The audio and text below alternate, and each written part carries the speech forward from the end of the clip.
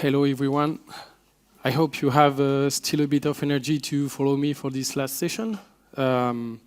Yes, just about me, a few words.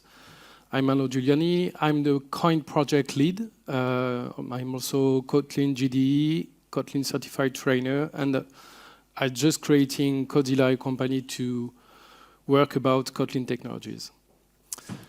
Today, just a reminder about Koin. Koin is a dependency injection framework.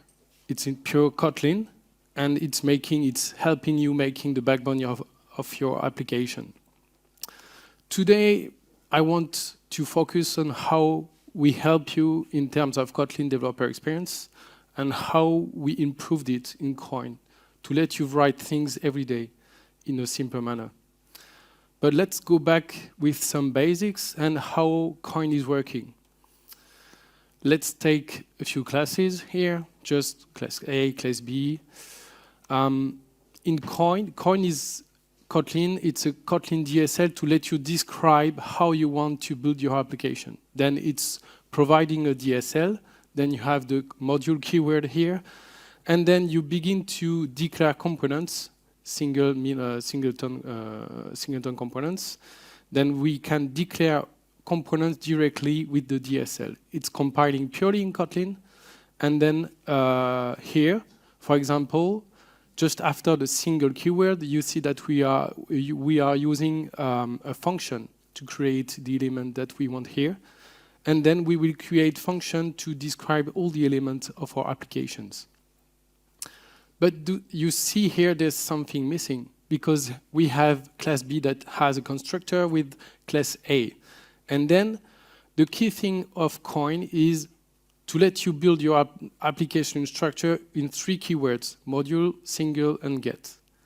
That means that manually you can work and create things with functions directly with this DSL. Then we are using constructor injection with DSL, and then instances are built by the Koin container under the hood. On the other side, when you want to bootstrap things outside of Koin, you just need something to pick up this dependency, your component outside of Koin, and then retrieve it. This is what we have in Koin framework, the Koin component interface. Koin component interface is an interface marker to help you just put features on a component that let you retrieve the dependency you want. And then you get the magic of Koin. Then you have extensions to let you retrieve any dependency outside of Koin. The thing is then, this class, my app, is not created by Koin. This is created by yourself directly. And then you can just use the class B field here, and it will retrieve the dependency. We use a Koin API to retrieve this. This kind of magic is well used in any kind of technology that can use Kotlin, and especially in Android, where finally, just out of the box, you can have this inject function ready to be used for your dependency injection. This is the basics of Koin, and this is how it's working mainly.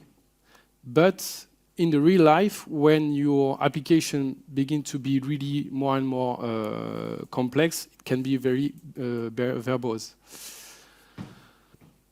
Let's talk about how we can improve this. For example, we have this single with the constructor with get, but sometimes it can go in hell, like having dozens of get things. And I've seen also on internet that many people are complaining because they have like 15 dependencies in their constructor and says, hey, okay. It's a kind of problem because, yeah, it's getting verbose with these get functions because we are wiring manually inside the DSL for the thing. And then if we have constructor changes, it can be a bit of a problem. To illustrate this, just let's take this example with those 2 classes. We want to introduce a new one, okay, class C, that is used in class B, okay. Then we declare it in Koin, and then if you try to compile, IntelliJ will say, hey, there's something wrong here. Because finally, all this file is just pure Kotlin, and it's compiling directly in your application. And then you have to add a new get here because the configuration has changed because of your constructor. And it's a kind of weird behavior here. Then from this ugly description, how we can do better. What we introduced in Koin 3.2 is we finally don't use lambda expression to just catch your functions to build things. We directly use your constructor function.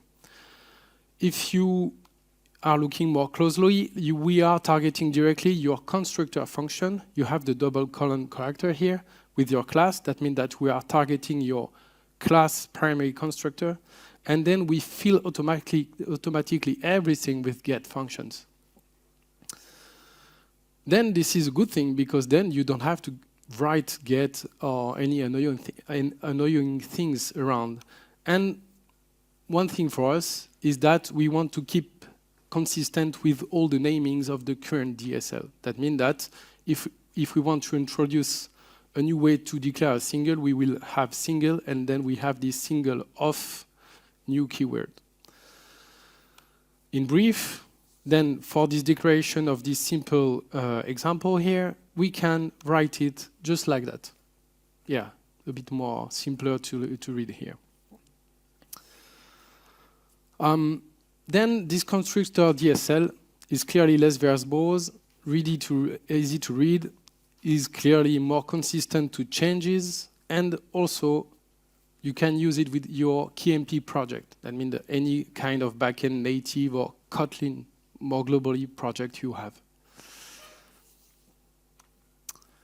Another thing you can do with Koin is passing parameters around. That means that you can retrieve dependency in all your graph on your application, but also you can inject runtime data directly in your dependency. For example, an ID, because you are computing an ID from one side and then you are generating a new dependency, my class A directly here, then you want to pass this parameter. And then with Koin, you can just use by inject the magical extensions that let you retrieve this dependency, but you open a function with the parameters of function to let you pass the parameters you want to pass to the function. And you see that you don't have to write anything inside the DSL. Koin, we just get what there's inside the graph and says, okay, is there any parameter? Is there any dependency around? Then I can pick the one that is close to me. Then that's a good thing because you can continue to have dynamic behavior even if you are using constructor DSL. Some warnings, of course, because everything is not super magic or free to use. If you are using labels in Koin, for example, if you have multiple implementation of the same interface of the same component, then you still need to use classical DSL because finally you need to use the named functions to give parameters. If you have constructor with default values, there will be some problem because we don't know if you want to use the default values or not. Then you need to go back with the constructor DSL. And also for us, it's a real question, how much arguments do we need to allow in this kind of DSL? From 10 to 15 to 22. For example, in the Kotlin language, you can make functions up to 22 arguments. Then I don't know if there's a real things to let you write a component with 22 constructor argument here, but it's in discussion, let's say. One of the other improvements behind that is allowing us to write better options for this for the Koin DSL. The options are clearly targeting those topics, the qualifier, because once you have definition, you want, for example, to have a label, to have a specific binding, a type for this definition, or even specify that these options, these definitions will be created at start, when you start your container. And how do we write it in Koin? When you just declare your components, You finally have a first argument of the single function that is named to give the qualifier. You have also created at start, and then you have a following operator bind that lets you bind any kind of type that is related to your implementation. You see that there is a bit of mixes of parameters, functions, extensions, and operator. Then the experience in terms of writing is not super great because finally, for us, the functions are quite limited in terms of updates. Then it's easy to break, but also you can't easily really discover what kind of function you have like bind to use in your DSL. Then let's say we can unlock a functions behind that, and we take advantages of the new constructor DSL. In clear, let's take single of my class, then we open a lambda, and then we let you write what you need to specify for this definition. Then you have the named, you have the created at start, and you have bind component with reified type writing here. You see that finally, comparing the two ways of writing, clearly the one in the, below is clearly more readable than the one in the upper side, and then also it's clearly easier to maintain for us. That means that here we can easily add new extensions, new functions in this lambda function after the single off block, and then clearly it won't break you from new functions here. The options DSL then, we have a dedicated DSL, clearly more easy to read. For us and for you, it's clearly more easy to extend, and we have a backward compatible operator to let you write this new DSL easily. That means that from this way of writing, we can transform this into writing with this with options operator. That means that we have the with options, and then you can use the new options DSL to have the name, the created at start, and then the bind. And then if you are not limited in terms of usage of DSL between the classical DSL, the constructor DSL, and then the options DSL you want. Then we are clearly improving things to let you write a more readable way, and then let you have less problem on this way. One of the other interesting features we have is modules, is about modules dependency. Now, in Koin, we declare things directly in module. That means that you just have a variable to declare your module, okay? Then you have val UI module, val data module, and then you list everything inside. And when you have to start Koin, it's just a function, start Koin, and then you have these modules. Then you list everything you need to start directly with the container. Fairly easy. The other thing is you can use a list of modules. For example, if you want to gather things, and then you can bring list of modules together. And also you have the plus operator. The plus operator make finally everything in a list for you, and then is also a convenient way to write this. But in terms of scaling, you have to make everything by hand, be sure that you are not overriding this or this operation, then this or this definition. Clearly, in terms of design of the framework, we kept everything super simple for you until now, and for us to not go through over-engineering to try to write functions that are over-complex. And then here, we clearly need to help you scale over time. For example, if you have dozens of modules, it's fairly not easy to help you with good organization. And then we introduce an operator in the module DSL here. It's includes, okay? Instead of having finally just a list of modules and then a list of everything around and trying to pick inside the definition, what you can do is having a special operator includes in a module that include the needed modules. And then, yeah, clearly, the child module will be loaded with the parent module.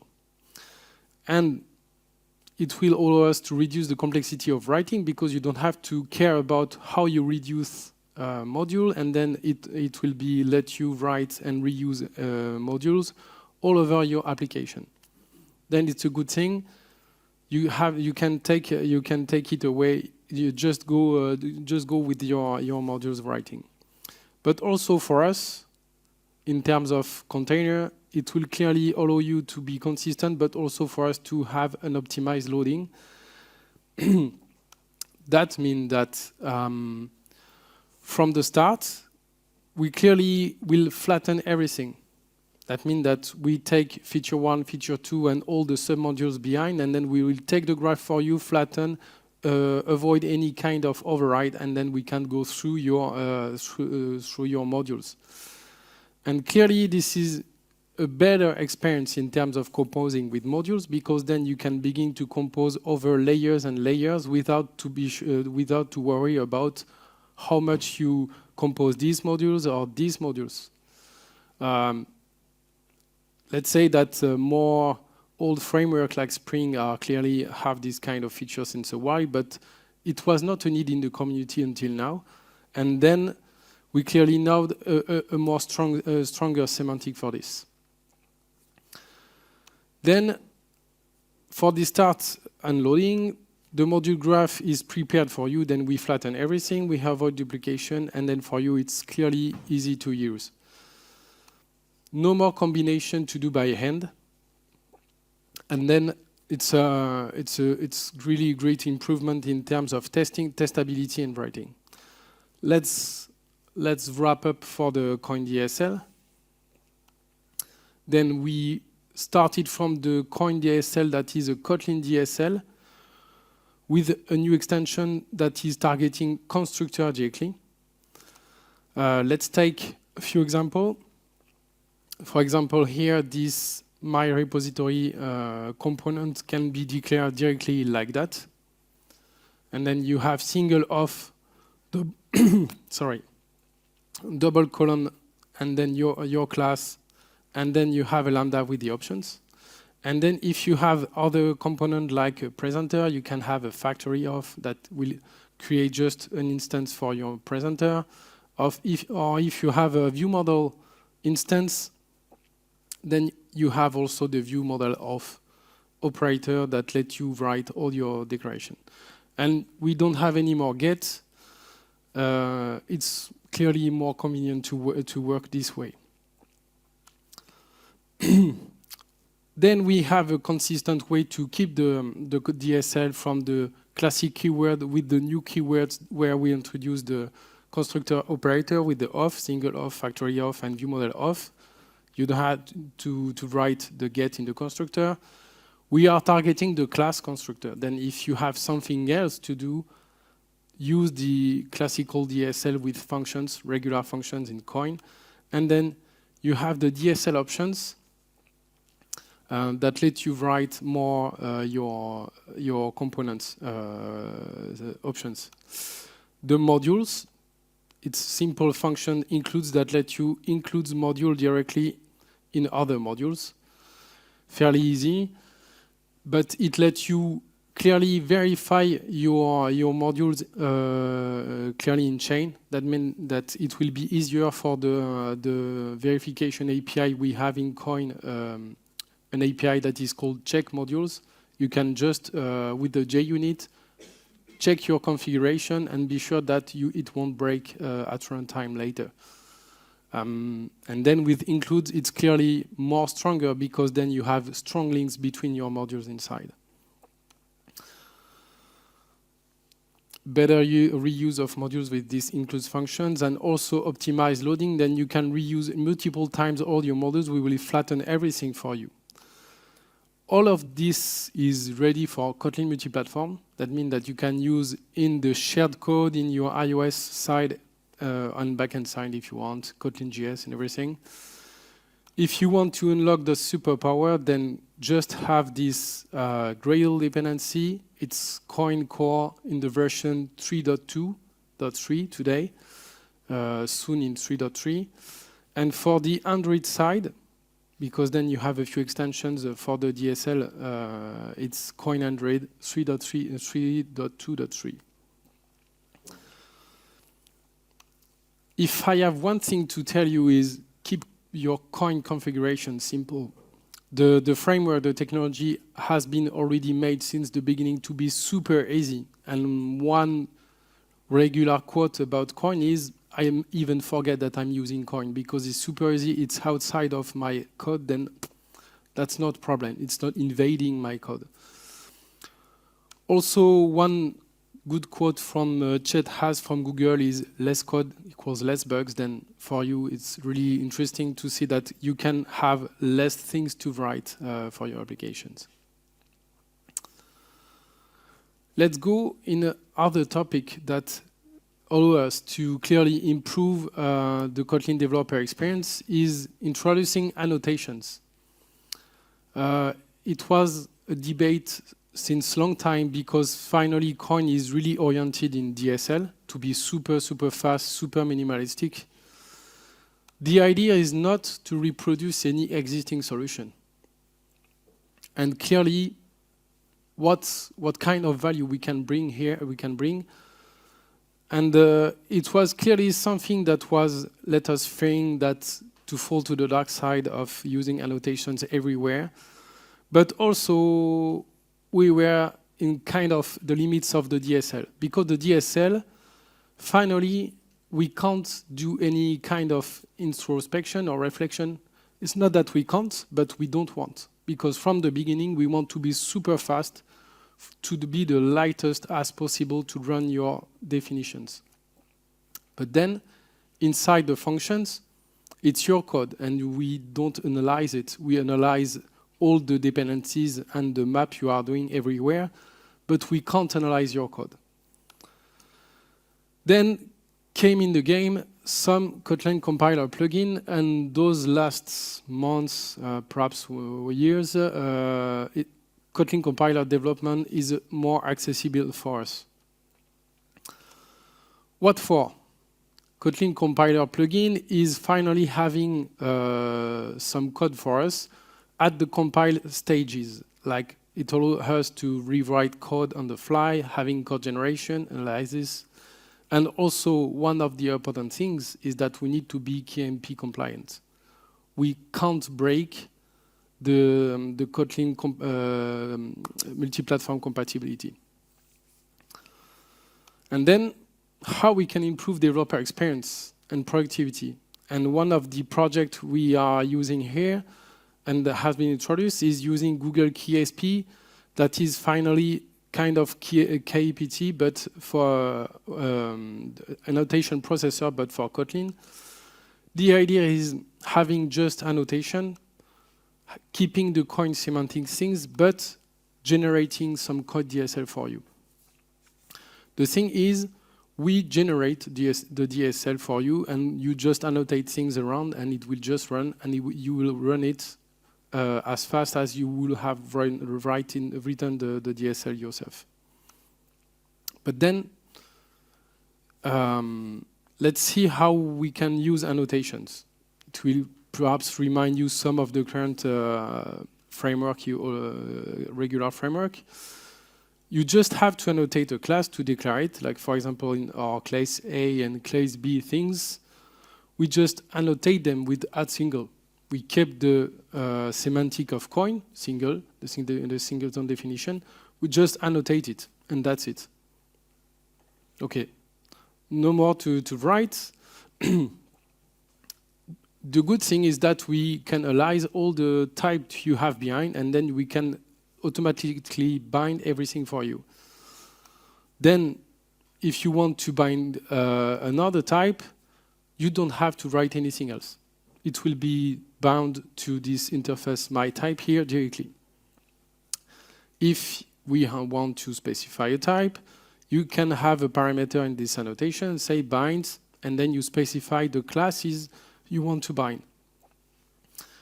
Clearly here, then it's close to your code. It's clearly interesting to see. We are also you're dealing with the new label dependency. That means that how we can do that, we just see that you are using the question mark operator, and then we see that in Koin, this dependency can be new label. And then you have nothing to write. It will be directly dealt with the Koin container that will see if there's something to check, to pick or not.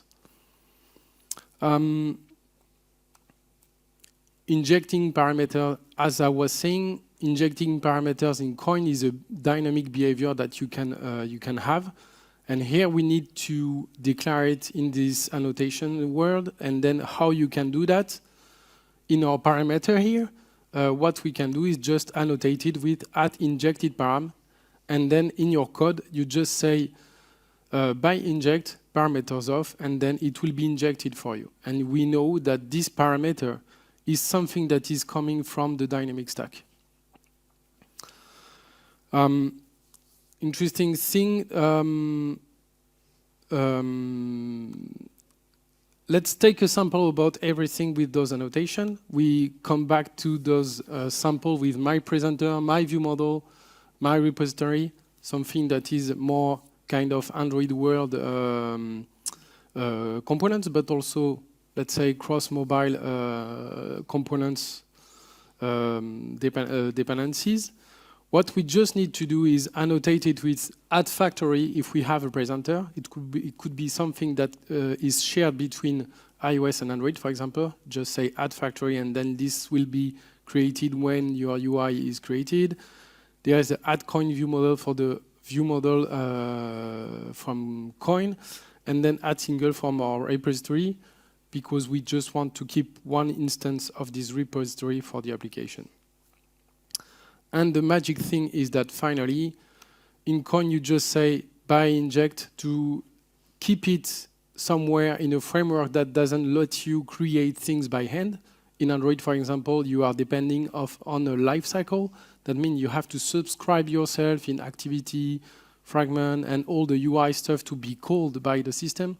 And then you can't create yourself activity or fragments. Then this is why we are using extension directly here. And then annotated components are directly ready to be injected with the regular extensions by inject and by the model.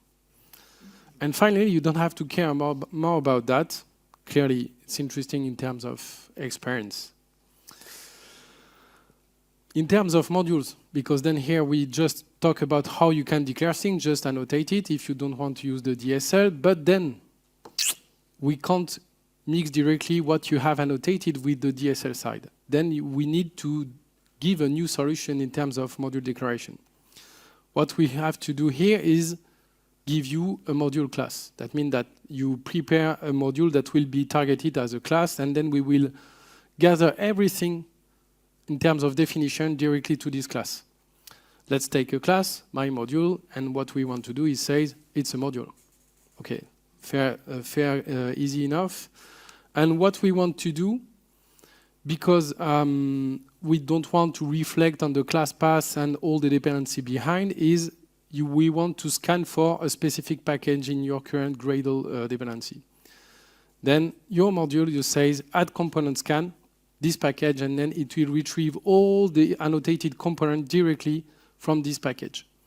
What is interesting in that, in the same Kotlin file, you can have several modules if you want, and then just target the component scan with the regular package you want. Then, super interesting to use all the definition. You can write also definitions inside the module. Just in your class, have a function that is having parameters that will be dependencies. Then here we have a function class B that is having class A as a dependency, and then we can build this class B directly from the function. And we just annotate it, and Koin will know that this is a definition. Really straightforward, and you can also include other modules with the includes inside the @module here, and then that's it. The experience is really straightforward, and then once you have everything, your modules and definition, yeah, just start Koin. What else? To use your Koin modules, you can, what you will see the magic behind is that you directly instance the new class module. Then you see that we are using my module parenthesis. Then we instantiate the class module here. And then we use dot module. And this is the magic behind Google KSP for Koin here. We will retrieve the extension that has been generated for you. And then with all the configuration you have made around with annotations, then we generate this dot module, and that's it. It will generate the Koin DSL for you. And then you are free to mix experience from the DSL to the annotated components. Up to you to organize yourself as you want, and then you see that you can reuse the things. Don't forget to have this import org.koin.ksp.generated, because this is where we are generating all the DSL content for you. And of course, if you clearly don't want to have modules at all and you are in a quick, dirty application, then you can have what we have, a default module where we are generating everything by default for you if you don't have any module. The interesting side of that is still really fast compilation. That means that we are benchmarking some application with 1,000 components. It's taking around 2 seconds. And then for us, it's super important to not reproduce other technology like Google wants from Dagger, where it's still taking lots of time for people to compile their graph component. It's super easy to debug because this is still Kotlin.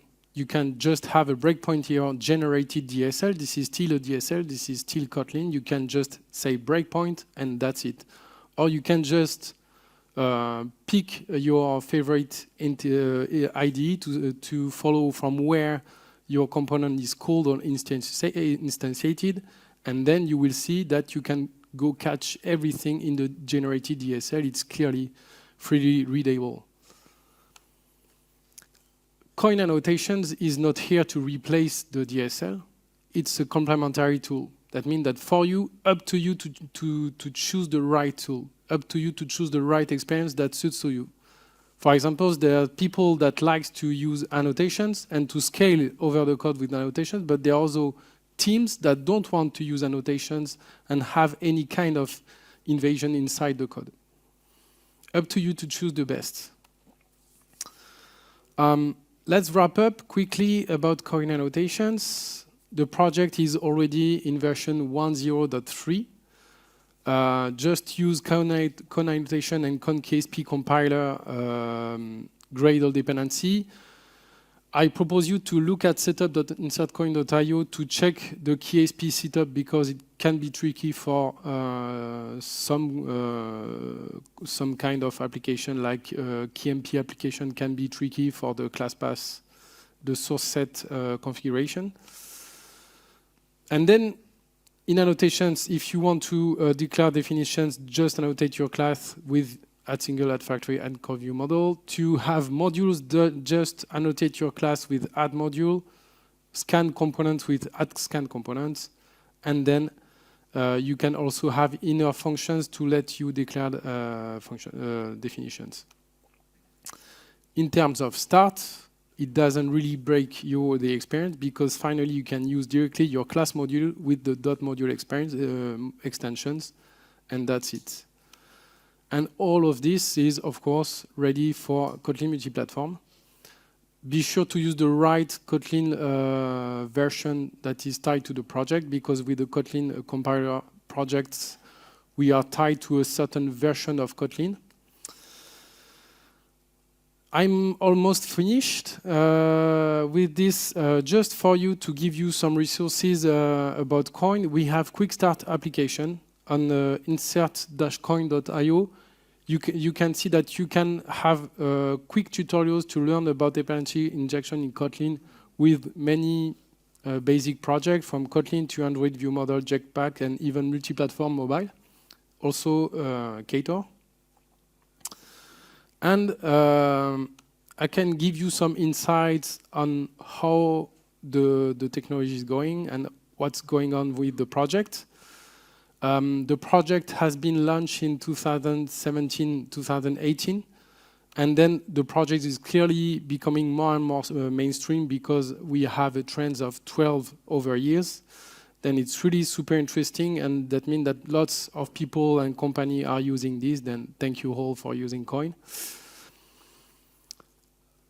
Besides of that, clearly we need to have a really strong roadmap and structure in terms of release cycle. Why? Because then we are chasing multiple ecosystems from Google that are exploding the number of dependency and projects around Android, and also all the KMP projects. Then we need to chase all the version, and then we try to gather and have really clear tracks for you from the fixed version, where we fix just the anything around, from minor version when we want to deliver a few feature, a target feature, and major version where we allow us to break clearly some of the API.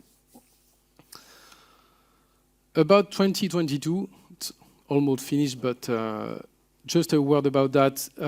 We are already in the latest stable. It's Koin 3.2, Koin Annotation 1.0. Soon will be released all the Koin 3.3 versions that are bringing new API and new features. You will follow the project. You can follow the project on Twitter, on the website. We are also preparing dependency injection for the multi-platform compose for the desktop and all the UI things. Then we will bring everything for you to let you make dependency injection for your compose application. And in 2023, we continue all the tracks for the 3.4 Koin Annotation 1.1, and also we begin to work on the new engine resolution, and then Koin 4.0 will raised up. Also, in terms of version, we can't fix over the time all the version. That means that for us, we need to deprecate version and keep one stable, try to have the new one, and then continue the cycle over and over. That means that for you, if you are still in Koin 2.x, please try to upgrade. And 3.0 or 3.1, try also to upgrade in a few moments. You have migration tips here to let you find your way in the breaking API. Then also, if you want, you can ask help on Kotlin Slack, Stack Overflow, or any helping channels. Open source for us is the base, and it's community driven. That means that you have many people that are contributing to Koin, and it's really super important to have your feedback. That means that from what you have in production, from the different kind of context we have, we need to understand, and we need to see how we can help you. And sometimes this brings clearly new ideas from there's a raise of new ideas from the community that let us write super impressive new features. But also, it can't stay just an open source project, and this is why I begin to start a company focused on Kotlin technology, and we are offering official professional support for Koin. Then you can reach us on Kotzilla.io. All the latest Koin news, you can find them at blog.kotzilla.io. To have many more informations, you can ask us or contact us via Kotzilla.io on Twitter also. And I have a few stickers and goodies if you want in my bag, and then just come up. Thank you very much.